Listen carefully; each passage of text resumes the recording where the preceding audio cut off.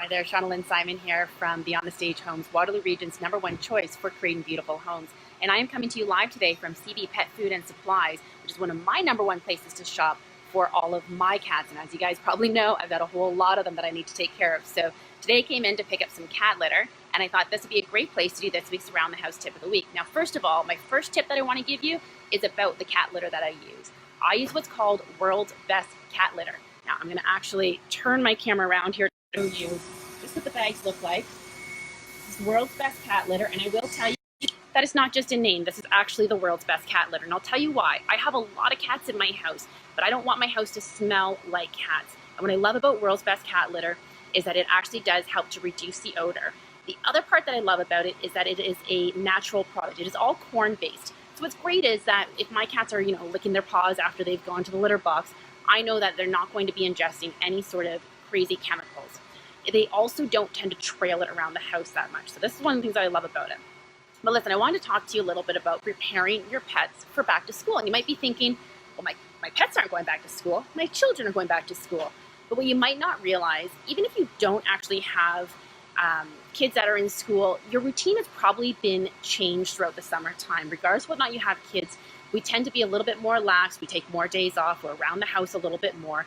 And we don't have as much responsibility or much schedule. So one thing I want to mention is that your cats and your dogs are going to notice that you are out of your routine a little bit. So what I want you to think about when your kids are going back to school and you're getting back into these routines, I want you to think about how this is affecting your pets.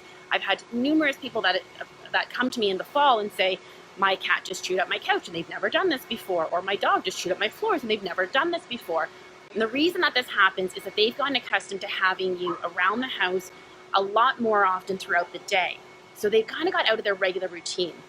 So for the first couple weeks that the kids are back in school, I want you to be mindful of this and make sure that you are paying special attention to your pets for the times that you are home. So giving them a little bit of extra love and attention, taking them maybe for an extra walk, maybe you're giving them some extra treats. Make sure that you are keeping them happy and knowing that they're loved. The other tip that I want to give for back to school is make sure that you're not changing any other elements to your pet's routine. So don't change their diet, don't change the cat litter, don't change your walk route necessarily. Try to keep the rest of the things that your pets are used to as consistent as you possibly can. This will help them, again, to adjust to the whole back to school routine, and it usually won't take more than a week or two to get them back into it. Also want to make sure that you're keeping them comfortable throughout the day. With the changing in temperatures, you want to make sure that you are ensuring that your thermostat gets adjusted as needed for the fall temperatures. This tends to change a little, everyone's affected by seasonal changes. So you want to try to keep everything else as consistent as you can for while the kids are back in school. Maybe you can make it a part of something that the kids do when they get home. They take the animals for a walk, perhaps, or take the dogs anyway for a walk. Make sure that the cats are getting extra play time and extra snuggle time as well.